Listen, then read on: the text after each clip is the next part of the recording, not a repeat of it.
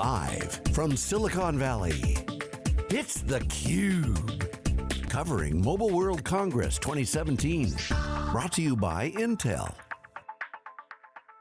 Okay, welcome back everyone. We're here live in Palo Alto, California, the Silicon Angle studio for the Silicon Valley coverage of Mobile World Congress 2017.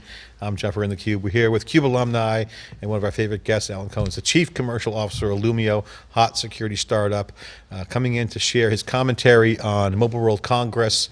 Alan's a veteran in the industry. Great to have you. Been on Silicon Valley Friday show a few weeks ago. Great to see you. It's thrilled to be back. Beautiful environment. You need a party. It was great to see you on the Silicon Valley Friday show because after our segment, the New York Times ran that story. Friedman had the crossover. They took our content. We're going to Breitbart next. Exactly. And great content was serving it up. So I want to say thank you. It was great coverage. Happy to do it. Thanks to the New York Times for picking up our content, taking it to the next level. Always great to have a conversation. You got a good way to put the finger on the pulse. Mobile World Congress. 2 days of coverage for us. I'll just give you a quick Reader's Digest summary of what we're seeing. It's a bipolar show. It's a device show and a telco trying to figure things out show. And then in the middle is a lot of money to be had by whoever can help sort out the counseling of the telco business. Intel certainly is a big player in that with 5G, and there's a lot of under the covers stuff, SDN, NFV, new networks and new paradigms of how to configure these architectures. Not much mention of security, but that's essentially what's going on. You got everyone's writing about the devices, the new LG, the Huawei, all this stuff's going on. And then you get the telcos, speeds and feeds and build out and business models. Right. So what's your assessment? How do you? All right. So I've been to the Mobile World Congress 10 times. We never talked about this, but I actually worked at a cellular carrier in the 90s. And, to me, the show is the same every year. It's drones, clones, and phones, right? That's what people really focus on, right? And so the 11,000 versions of the Android phone, even though Apple's still taking 89% of the profit out of the industry, so there's only really one phone you have to pay attention to on one side, and then the kind of more bits, less money side of being on the carrier, right? Because what is being an ISP, wireless ISP or a wired ISP, is like every year I give you more bits and I make less money. I'm going to make it up in volume. And I keep pouring all this capital into this. So, to me, they really haven't yet completely broken out of that paradigm. Now, the key thing is that the mobile network is the primary network. Yeah. Right? So all the profitability in telco is in the mobile network. Like nobody says, hey, I'm going to get up and build a wired network and pull some more copper to your house, right? So that is the principal way that people are using it, and we have now an entire generation that don't know you can actually plug a phone into a wall or an Ethernet connection. So I think that's the kind of competitive dynamics that people go with. And that's under pressure though, because now the carriers always and the operators always control the relationship to the user via the contract. What relationship? You buy an iPhone lately? There's no more relationship. You just buy whatever device you want. Well, the ending of the subsidy ended I'm not talking about subsidy. I'm talking about I have a contract with AT&T. I can certainly change it to Verizon, so I can certainly swap. But for the most part, the carrier views me as a subscriber. Right. Pretty much that's it. They bill me. I'm really not getting anything extra from AT&T. Maybe I get some hotspots. Right. But come on. There's what value? You're just ARPU. Where do they go from here? And we had the guys from Data Turn on who had an interesting proposition. Is they have a ton of data. So there really has been this struggle institutionally, as you know. Core competency has been, provisioning, truck roll, and billing. So that's what else can they do? What's your thoughts of, here's an exercise. We get elected to be the CEO of the biggest telco. You're Verizon, I'm AT&T. We own the telcos. Okay. What do? So we fire everybody? Do we do what Donald Trump does and just fire everyone and run it the way we want to run it? Or do we build it? What would we do? Seriously, what would we do if we were telcos? Well, we want to put our business model hat on. So, I think you have to kind of deconstruct the value chain of that. So what do telcos do is they offer up content for the most part. These devices, I have to teach my kids that you can make a call with it. But aside from a call, what people do is use some form of internet application. They don't get any other money for the internet application. They don't get any money for hosting it. They don't get any money for managing it. They don't get very much money for making it perform. So to me, the biggest challenge of the telcos is actually Amazon. Right? Because if you think about it, Amazon is now becoming the supply chain for so much internet delivered content.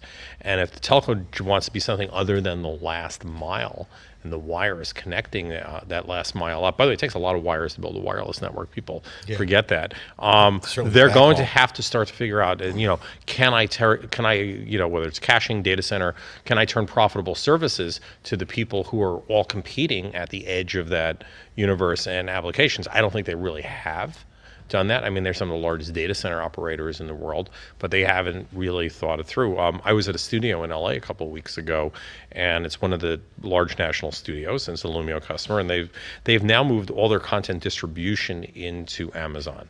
So they don't send the content from their network to the affiliates. They put it in Amazon, and Amazon delivers it. How much longer is it going to be for more than actually the studio works out of Amazon? Yeah, I mean, the head end's dead. I mean, this cable, you know, is kind of changing.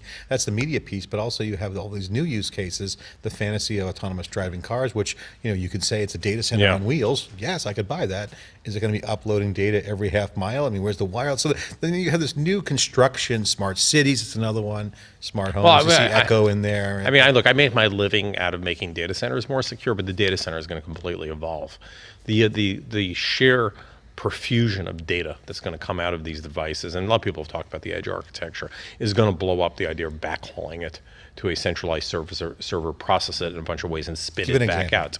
For me, if I wanted to write a smart autonomous car management system, let's say I was the city of Palo Alto, and I'm responsible for now, instead of the traffic lights, I'm now also responsible for how autonomous cars go through Palo Alto. I'm not sending things back to some data center in northern Atlanta, in Virginia for Amazon. I'm going to have to figure out how to process all that data closest to where those cars are, make intelligence decisions about them, all that local, and then kind of send back out instructions. So what I think you're going to do is you're going to see a shift from the central model to a much more distributed model. And I'm going to have like mini data centers. So instead of having 10 mega data centers, I might have 1,000 mini mega data centers that's going to make all of these things happen. And I don't think a lot of people have kind of paid attention to that architectural shift. If you're in the business of selling servers or networks, you're still thinking client server, backhaul it into the giant data center with, next to the nuclear power plant.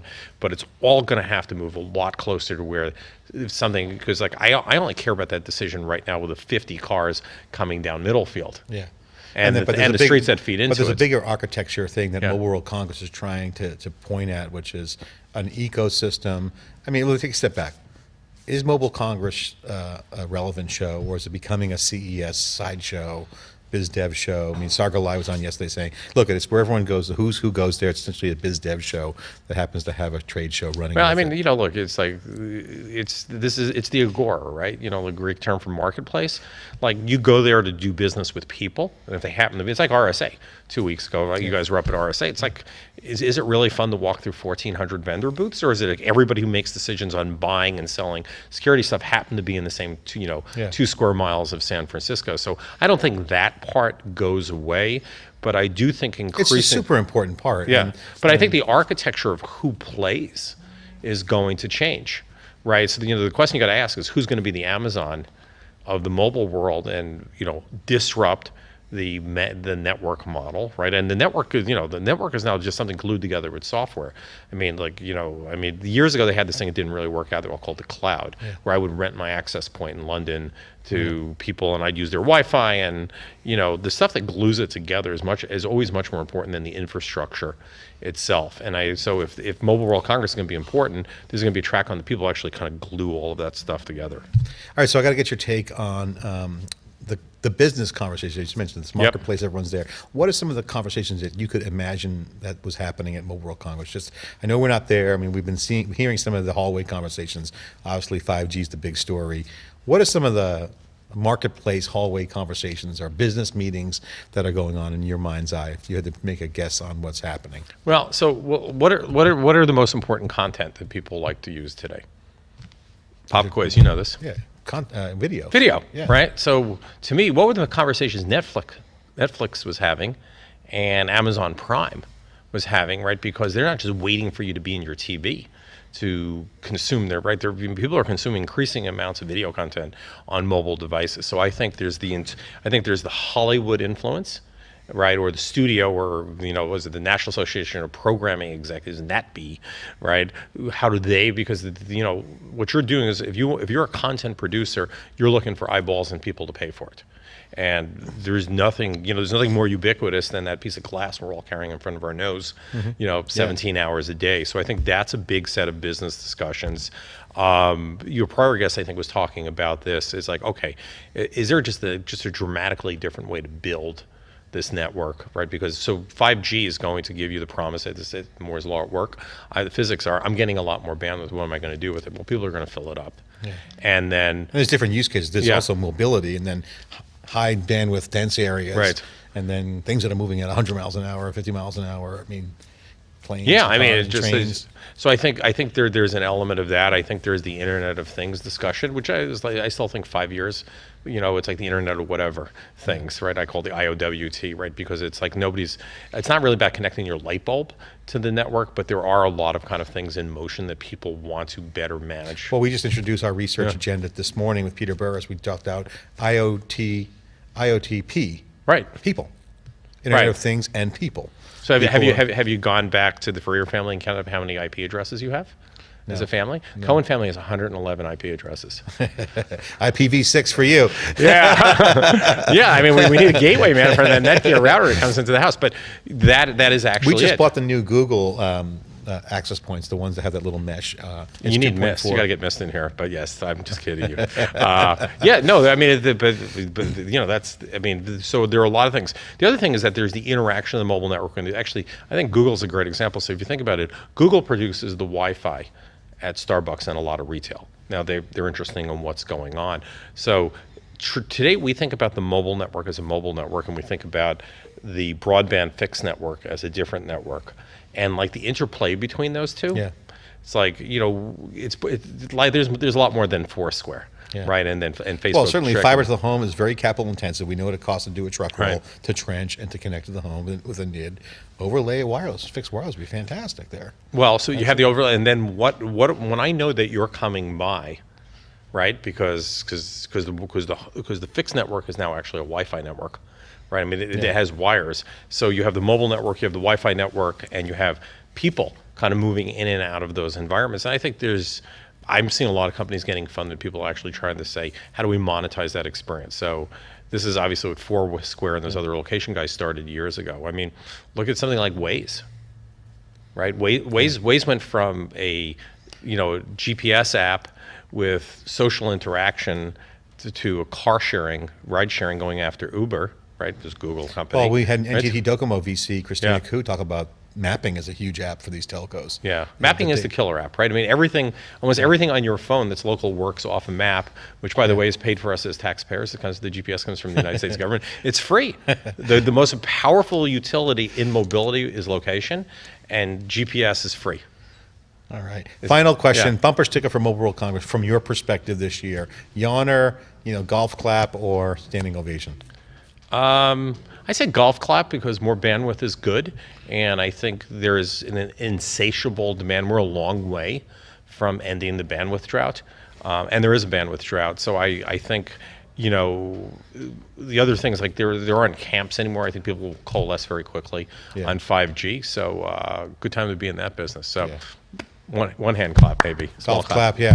Not a hole in one. Certainly more golf analogies coming on theCUBE. Alan Cohen here, Chief Commercial Officer, Illumio. We didn't get into security, but we'll do that next time. I'm John Furrier. We'll be right back with more Mobile World Congress coverage after this short break.